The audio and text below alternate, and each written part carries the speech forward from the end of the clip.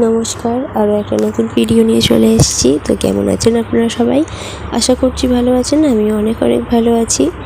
তো আজকে ছিল আমাদের শাকের পুজো। আমার বাপের বাড়িতে বিভিন্ন রকমের পুজো হয় এই শ্রাবণ মাস আর ভাদ্র মাস মিলিয়ে। তো অনেক রকম পুজো আর অনেক রকম নিয়ম আছে। তো আজকে ছিল শাকের পুজো।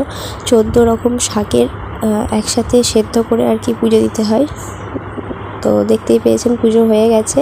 আর দেখতে পাচ্ছেন কি সুন্দর ফুলগুলো ফুটেছে, কি দারুণ লাগে বলুন তো এত সুন্দর ফুল ফুটলে।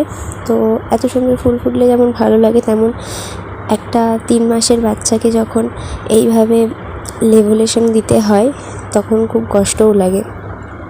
তো আয়ুষের যেহেতু প্রচণ্ড পরিমাণ ঠান্ডা লেগেছিলো, ঘাম বসে বসে আমরা বুঝতে পারিনি, তার জন্যই আর কি ওকে লেভেলেশন দিতে হয়েছে। তো যাই হোক, ও প্রচণ্ড কান্না করছিল। প্রথম দিকে ভালোভাবেই নিচ্ছিল, আজকে ওর লাস্ট দিন ছিল লেভেলেশনের। তো প্রচণ্ড কান্না করছিল।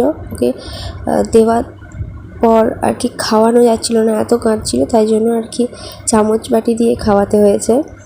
তো যেহেতু দেওয়া হয়েছে, তারপর একটুখানি ও স্বস্তি পেয়েছে আর কি খাওয়ানোর পর। তারপর দেখতে পাচ্ছেন আকাশটা কি সুন্দর। আজকে বিকেলে বৃষ্টির পর আকাশটা এরকমই লাগে। গ্রামের দিকে তো আরও সুন্দর লাগে আমাদের এখানে বলে না, প্রত্যেকটা গ্রামেই খুব সুন্দর লাগে। তো তারপর আমরা গেছিলাম একটু আমাদের যে কাছে বাজারটা আছে ওখানে একটা সাইবার ক্যাফেতে গিয়েছিলাম কিছু ফর্ম ফিল আপ করার জন্য।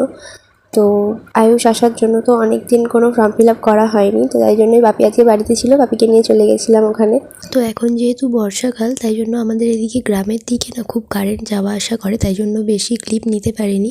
তো তারপর ফর্ম ফিল আপ করার পর চলে আসলাম বাড়ির দিকে।